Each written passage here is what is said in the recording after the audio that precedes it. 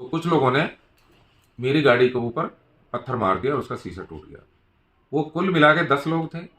उन 10 लोगों में 4 लोग एक परिवार के थे और 2-3 लोग उन परिवारों के थे जिनके रिश्तेदार कांग्रेस का टिकट मांग रहे हैं।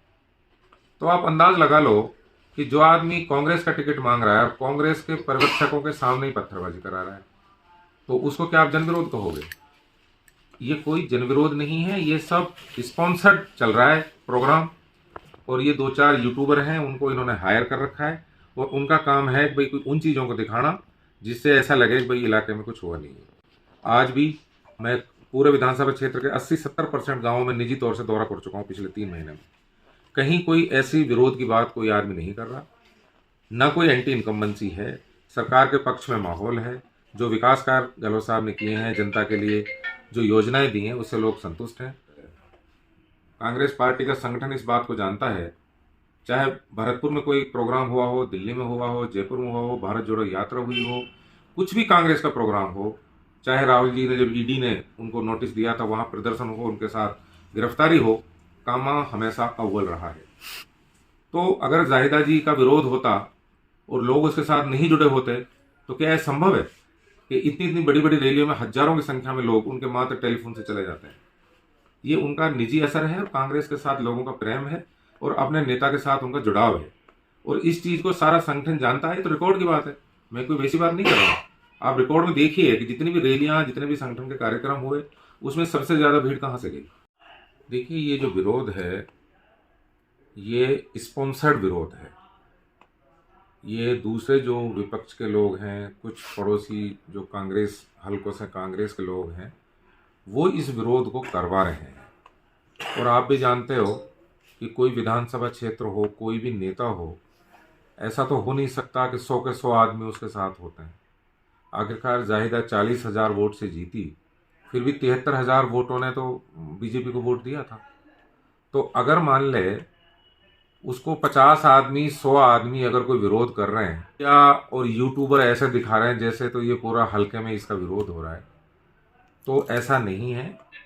जनता, कामा के लोग ये जानते हैं कि पिछले 25-30 साल से, जब से चौधरी तैयब हुसैन साहब यहाँ आए हैं, यहाँ दलालों की प्रथा खत्म हुई है और यहाँ विकास के लिए लोग सोचने लगे हैं।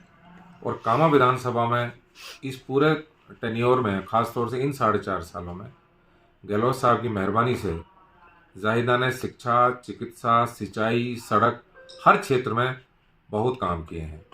कामा विधानसभा क्षेत्र आज की तारीख में पूरे भरतपुर जिले में सबसे ज़्यादा विकसित क्षेत्रों में है। जो विरोध कर रहे हैं वो मुख्तलिफ पार्टियों के लोग हैं। कोई बीजेपी से जुड़ा हुआ है, कोई एआईएम से जुड़ा हुआ है, कोई दूसरी पार्टियों से जुड़ा हुआ है, कुछ लोगों का निजी विरोध है जो वर्षों से हमेशा विरोध करते रहे हैं।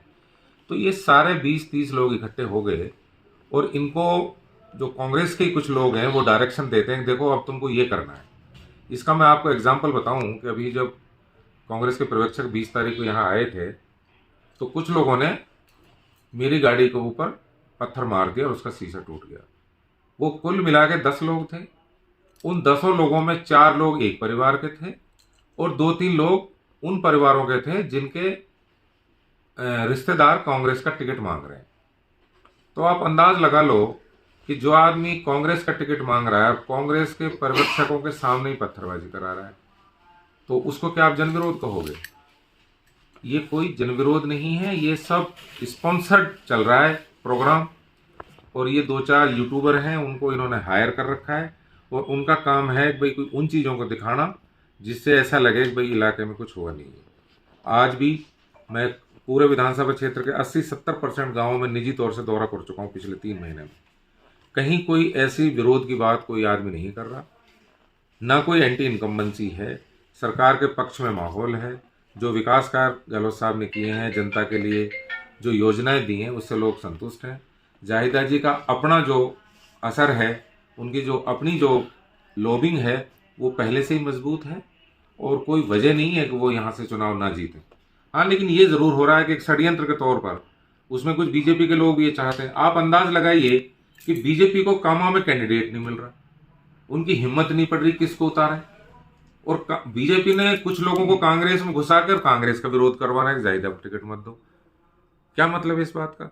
बीजेपी विरोध करे ना हमारा, कांग्रेस में घुस के कांग्रेस बन के क्यों विरोध कर रहे हैं? तो ये सब चीजें लोग समझ रहे हैं इसको, लेकिन आप जानते हो मीडिया का रुख रहा है और वो अपने तरीके से काम करते हैं, लेकिन ये जनविरोध नहीं है बिल्कुल भी, और ये लोगों का पूरा समर्थन है, वो नहीं है। तो जो लोग चुनाव लड़ते हैं, जो कांग्रेस के शीर्ष नेता हैं, जिनको पता है इस चीज का, वो सब समझते हैं इन बातों को। लेकिन अब जाहिर है कि कुछ लोगों का काम है बदनामी करना, हंगामा खड़ा करवाना, वो कर रहे हैं इस काम को। और इसमें सबसे ज्यादा हाथ जो है वो हमारे आसपास के जो कांग्रेस के नेता उनका है, और कुछ बीजेपी के लोग हैं जिन्होंने कांग्रेसियों को ये समझा रखा है कि तुम डायरेक्ट जायदा का कुछ नहीं बिगाड़ सकते, तुम तो कांग्रेस ही बन के कांग्रेस में विरोध करो।